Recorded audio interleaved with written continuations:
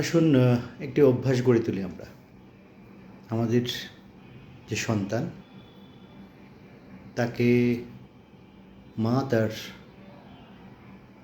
বুকের দুধ পান করাবে প্রথম 6 মাস, এবং 6 মাস পরে একটি শিশুকে বাড়তি খাবার দিতে হয়। এটাকে কমপ্লিমেন্টারি ফিডিং বলা হয়। 6 মাস পর্যন্ত একটি বাচ্চাকে শুধুমাত্র বুকের দুধ, এক ফোঁটা পানিও খাওয়ার প্রয়োজন নয়। 6 মাস পরের থেকে তাকে কমপ্লিমেন্টারি ফিড দিতে হবে। আমার আজকের বলার উদ্দেশ্য খাবার সংক্রান্ত না। আমার উদ্দেশ্য হচ্ছে খাবার সাথে আমরা যে অনুষঙ্গ জিনিসটাকে ব্যবহার করি।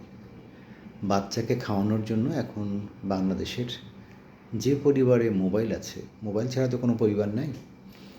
সুতরাং সমস্ত পরিবারের মায়েরা, বাবারা বাচ্চাকে খাওয়ানোর জন্য একটি প্রধান অস্ত্র হিসেবে ব্যবহার করে মোবাইল ফোন। বাচ্চাকে সামনে মোবাইলটা ধরে রাখে, একটা কার্টুন বা রাইমস কোনো একটি বাজতে থাকে এবং বাচ্চাকে মুখের মধ্যে খাবার দেয়, বাচ্চা গিলছে। বাচ্চা দেখছে মোবাইল, খাচ্ছে খাবার, সে জানছে না কী খাচ্ছে, খাবারের স্বাদ বুঝছে না, খাবারটা চাবাচ্ছে না।